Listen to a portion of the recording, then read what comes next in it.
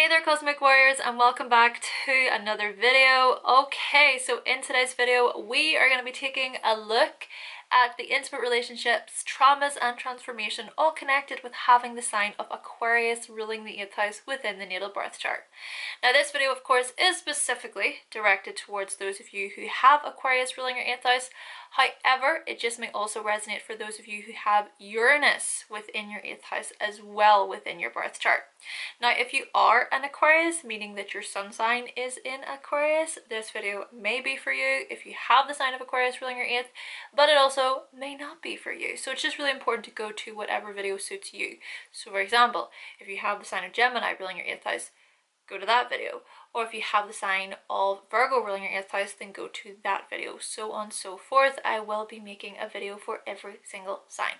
However, before we do get started, if you would like to know more information all about the 8th house within your natal birth chart, as well as your Pluto sign and house, along with your Scorpio house, then I have created a Scorpio season / archetype ebook.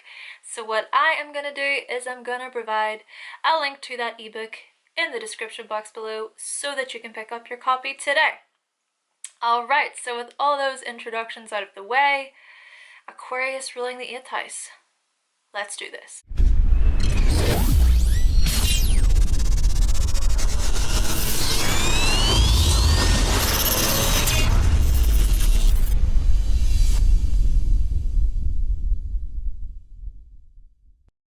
Okay, so I am going to start off by looking at your approach towards your intimate relationships, Aquarius, followed by possible traumatic emotional blockages to bring to your attention. Then we're going to finish off by addressing your transformation. So really looking at how you can evolve and grow and rise up from those hypothetical phoenix ashes, all connected with the Minerva symbol of Pluto. Okay, so right off the bat, what we're noticing here, Aquarius, is that, well, when you approach your intimate relationships, when it comes to intimacy, you can create a bit of a subconscious distance, suggesting that you may kind of come off on the wrong foot, or things may be a bit strange, a bit weird, a little bit different to how intimacy usually goes. So, for example, it could be that you feel yourself starting to become maybe a little bit attached to someone emotionally, but maybe that frightens you a little bit.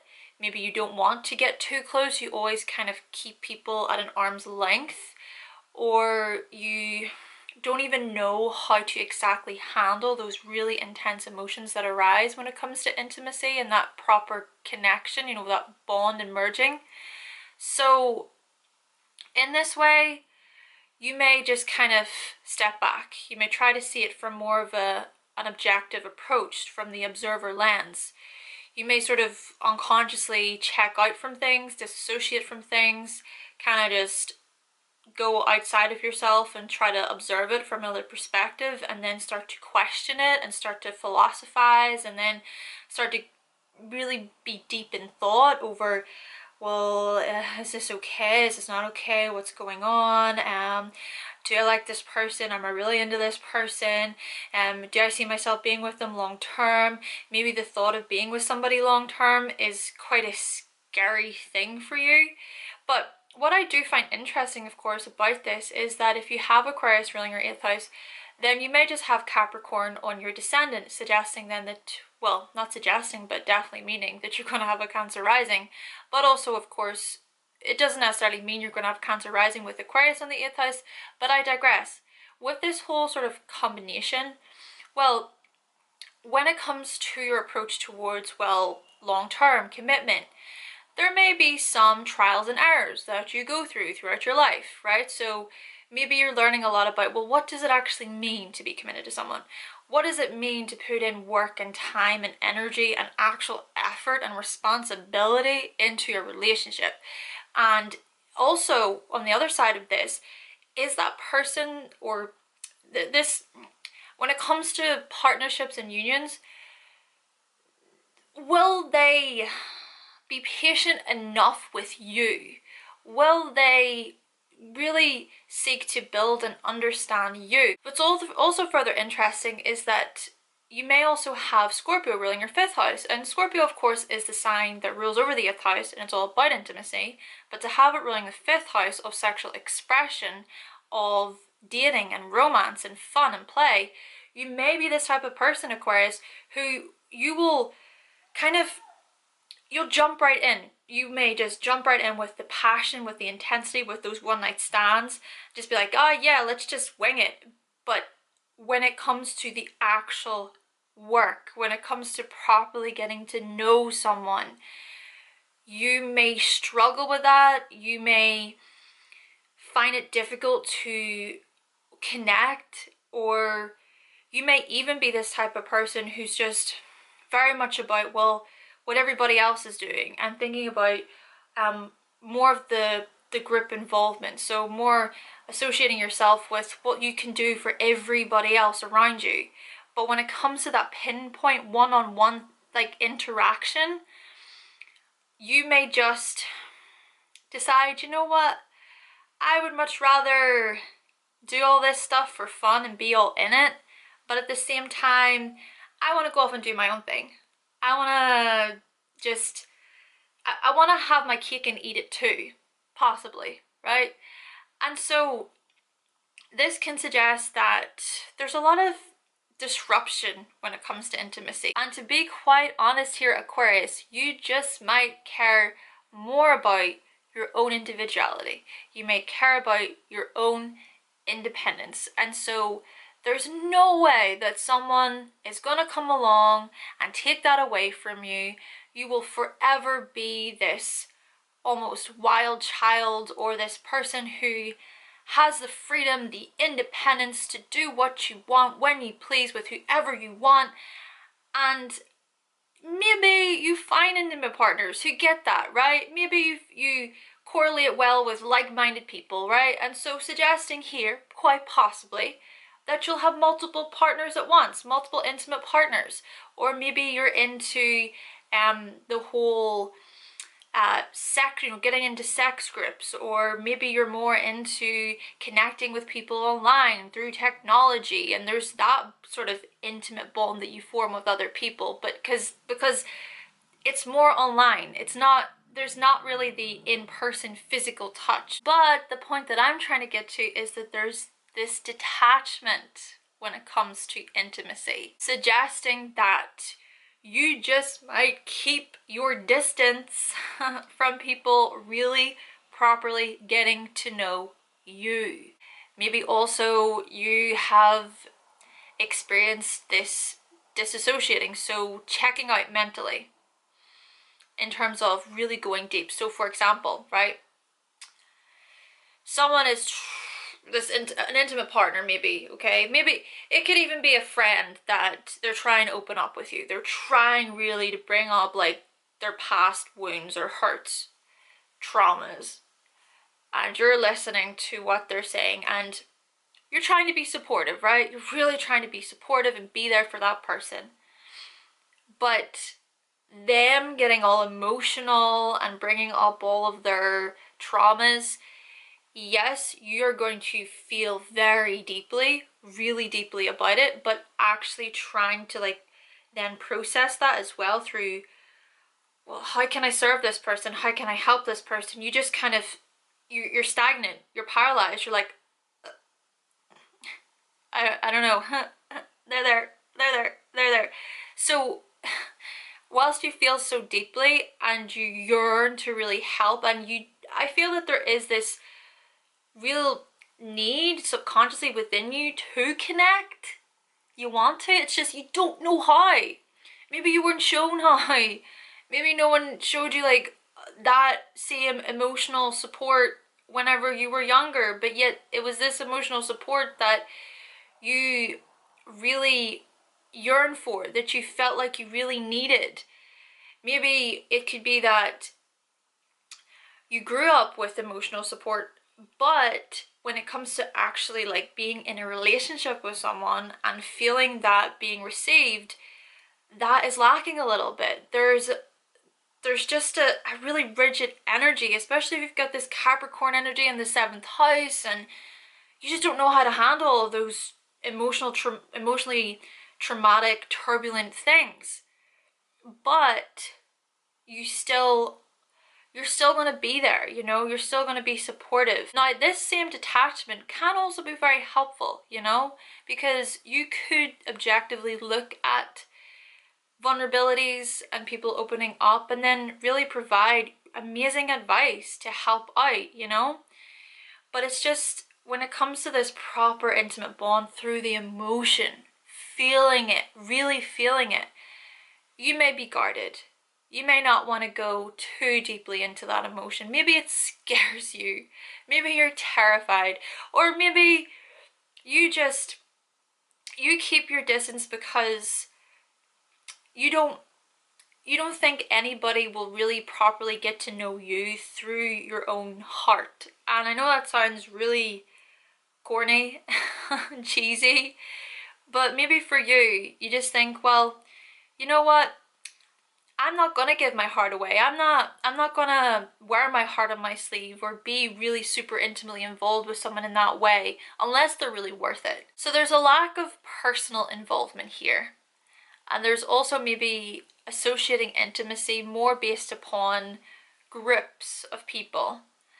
So what I mean by this is, okay, perhaps you're the type of Aquarius who really does stand up for a cause, whatever cause that may be. It may be political, it may be a social cause, whatever. You just may research that cause like crazy, okay? The 8th house is also a house of deep investigation and research. So you're gonna look into that cause and just become so obsessed and really into it. And so suggesting that, well, whenever it comes to that one-on-one intimate connection you form with someone, you're gonna bring in all that stuff. You know, you're gonna stand up for that cause, and it's gonna be like at the forefront of everything subconsciously. And it's like, well, this person who I'm being intimate with, if they don't get this about me, well, then they can just go. You can have this kind of outlook where, well, you know, this is me, this is who I am, and yeah, that's them, that's who they are. But if they don't appreciate what I stand for, they don't appreciate my values, my beliefs, my morals, this group that I'm a part of, well, then they can just go, you know. And you could also just filter your own intimate connections through that. So I'll give another example to sort of ground this more, to sort of make it understandable. Now, you could be an Aquarius feminist. This is just an example. You could be a feminist, and so when it comes to intimacy, you'll be like, oh, well, I'm a feminist. I don't do that. That's not my thing, because feminism says this, and well, in feminism it means that.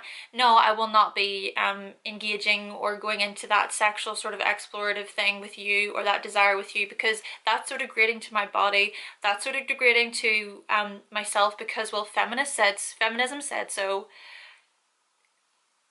These types of things, which, yes, of course you're within your right to associate or identify with a certain group if you want to, but that makes it hard. That makes it really hard for someone to properly get to know you. Like, they're just constantly getting to know you through this cause. Like, oh, right, they're a feminist. Okay, we get it. Like, that's who you are identifying yourself with being a part of. Okay. So you could subconsciously make all of your decisions within that intimate relationship based upon whatever group involvement you are a part of. And that in itself can bring that same distance. So you have to kind of strip this back and think about, well, who are you even without all those labels, you know? And who is that person that maybe is afraid? Like, you're maybe afraid of someone actually getting to know, well, you know, I don't know, your name. What is actually your name? Like, who is Haley? Who is Jessica? Who is Robert? Who is Tom? Who are you? And so in a way, this leads us on to the traumas, okay? Because it could very well be here Aquarius, that you've experienced some sort of traumatic events in association with group involvement, with groups of people. It could also be that whenever you were younger, maybe you were bullied for just how deeply you felt. You know, if you've got Scorpio ruling your 5th house as well, maybe for you, your self-expression was just so passionate and so intense and people never got it. Maybe people tried to control and dominate and manipulate you whenever you were just a child, and they really tried to shut you up. You know, it's like, no, you're being too much, you're being too extreme, you're being too aggressive, too intense for us. And so you felt everything so deeply, but yet you were almost forced to control it and keep it in. Maybe you were just seen as far too erratic and too all over the place for people to handle. And so just perhaps you were forced to control certain parts of your own identity and keep them a secret, keep them hidden from people properly getting to know you. And of course this leads on to your relationships and you finding it difficult then to develop that bond yourself. Or maybe it's just that because you were maybe seen as weird or strange for your difference, for your uniqueness, then maybe in a way you subconsciously learn how to keep that all in and not let it be known. And so you turned into just this very submissive person, just kind of, oh, go along with the crowd. Oh, I just want to identify with this group and that group and this group and that group. Oh, this is what these people are saying over here. Oh, and this people over here. Okay, right, I'm listening. But at the same time, you are feeling all sorts of emotions. You're being pushed and pulled in all directions, and you just feel this strong inclination to be part of something greater than yourself. Greater than yourself. And, you know, also possibly part of these traumas could be in association with this Capricorn energy on the 7th, if you have it there. You know, this could suggest that maybe there was a lack of a father connection in your life. Maybe you didn't feel like you were properly supported or guided in that way. Yes, maybe there was a maternal figure in your life who was there, but where was your father? Were they working a lot? Did you sort of then start to associate partnerships with one person being absent whilst the other person was available? Perhaps for you, Aquarius, there is a layer of mystery that no one is ever going to understand. No one's going to ever understand it. And maybe you don't even properly understand it yourself, because from a young age, there were things within your own personality, within your own sense of self-expression that you were forced to hide. And maybe it's about reconnecting with those things, because in a way, you know, there is also the transformation with the Scorpio energy on the 5th. Of course, wherever Scorpio and the 8th house are, and Pluto, it's looking at transformation. So maybe for you, it's bringing some sort of awareness to how you do express yourself towards your own creativity. It's bringing some awareness to who you are. Like as an individual, like not in correlation with everybody else but you. And is it that being misunderstood is just something that you've had to live with for a lot of your life? Maybe there's a subconscious fear of maybe even other people properly getting to know you.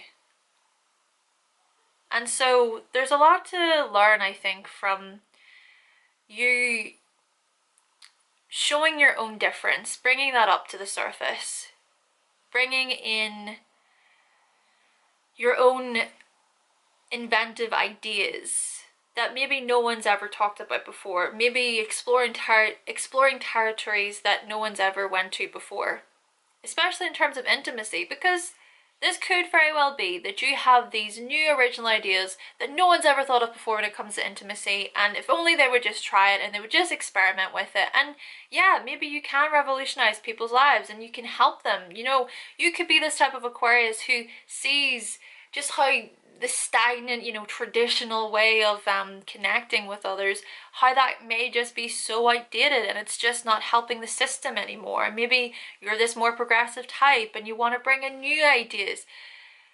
And so you can certainly implement them, but of course it's, you know, bringing it up, it's gaining the confidence to bring in those suggestions. Now, I guess in a way, this is where things can maybe get a little bit political, because, you know, when you look at progressive, you look at traditional, you kind of look at the left versus the right, and maybe you are the type of Aquarius who is much more progressive. You're more on the left side of things. You're like, right, okay, no, I want freedom for all. I want sexuality to be free. You know, I want independence for everybody. You know, love is love. Like, let's spread the love everywhere. And that's something that you stand for. But once again, keeping in mind, that is still you looking at the collective, looking at groups, identifying yourself with group involvement, but it's still about you stripping it back and thinking about yourself. So this, of course, leads on to the transformation. Because what may be beneficial for you, Aquarius, is to really think about how you do invest in yourself, which is also very interesting, because if you have Aquarius on the 8th, you're going to have Leo on the 2nd. But of course, Aquarius, being aware of your tendency to look at your self-worth is something that is just so magnetic and so important. And if others can't relate to you, well then you're completely fine on your own. That you don't need them. You can have this whole attitude where it's like, I don't need anybody. I don't need anybody. I can be independent. I can be individual, and that's final. You know, you can let pride and dignity get in the way of actually forming properly, like, intimate connections with other people. So it's really being aware of this tendency to use this detachment as a defense mechanism from other people properly getting to know you. And also, you know, when it does come to this transformation as well, if you do need space, you know, because there is, of course, with you, Aquarius, maybe you need some time to yourself to process your emotions, especially when it comes to crisis and urgency and these types of things. You can just be this type of person, you don't really know, like, how I should feel, what I should bring out of myself. Someone's going through this really traumatic experience right now. Again, I don't know what to do. Maybe it's good just to be like, hey, you know what, like, I need some time alone. I need some space to myself. To be able to express that to a partner, to be able to connect in that way. So, you know, it's making them aware of how you work as well, how you operate emotionally. Another thing, of course, is, well, maybe you could bring experimentation into the mix here. You could try experimenting with certain sexual desires. So if it is maybe that, I don't know, you could be the type of Aquarius who you want to bring another person in for a threesome, or maybe you want to bring in some sort of sex toys, technology, gadgets, these types of things. Looking at experimentation and how that can maybe help with the intimacy further. Of course, looking at the potential implications that can come with the experimentation as well. It's good to be aware.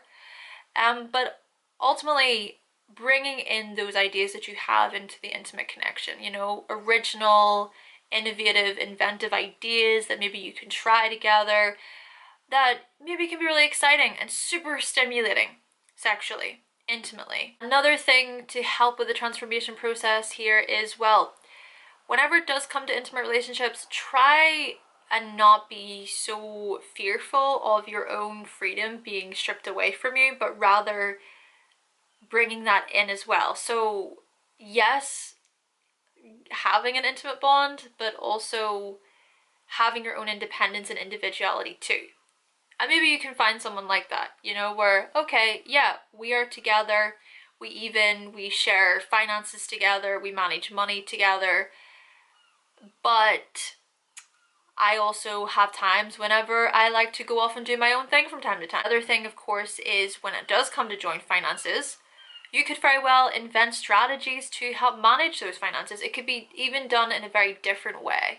So it could be where you come to some sort of agreement with your intimate partner.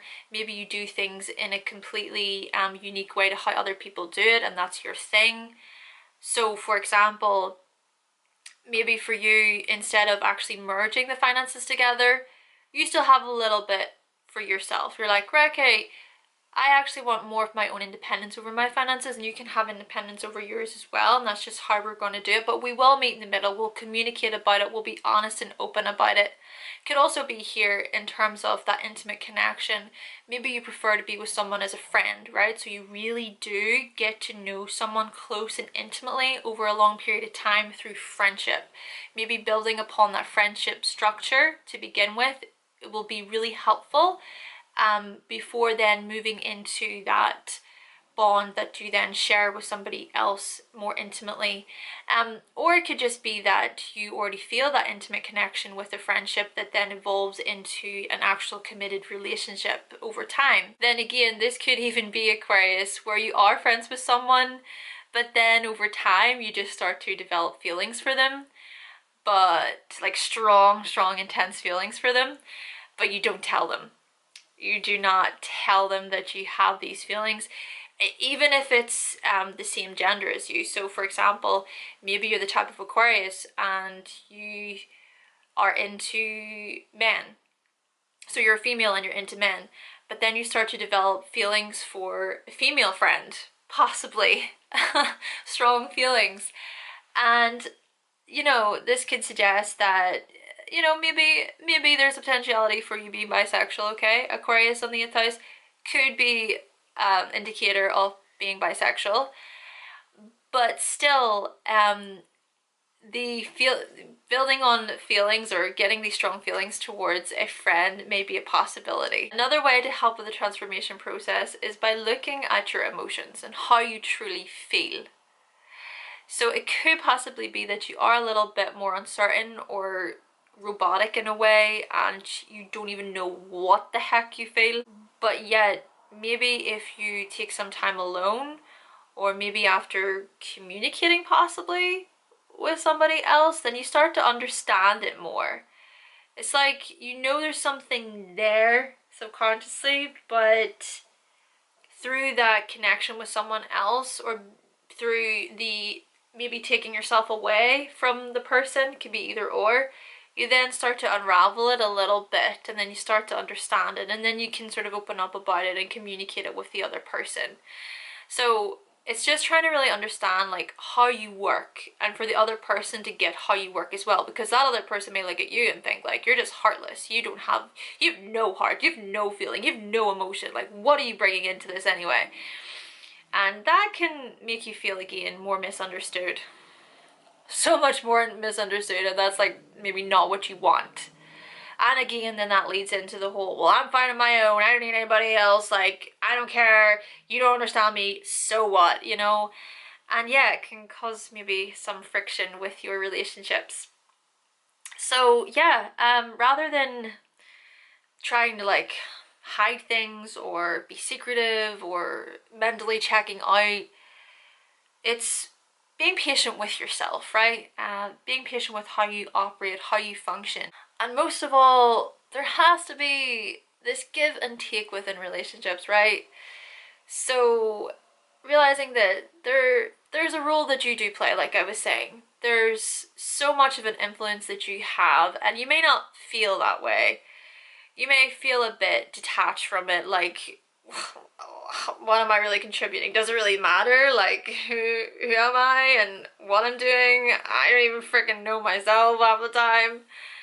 But your role is just as important in relationships, and you speaking your truth is just as important. Okay then, Cosmic Warriors, so that concludes my video on the intimate relationships, traumas, and transformation, all connected with having the sign of Aquarius ruling the 8th house within the natal birth chart.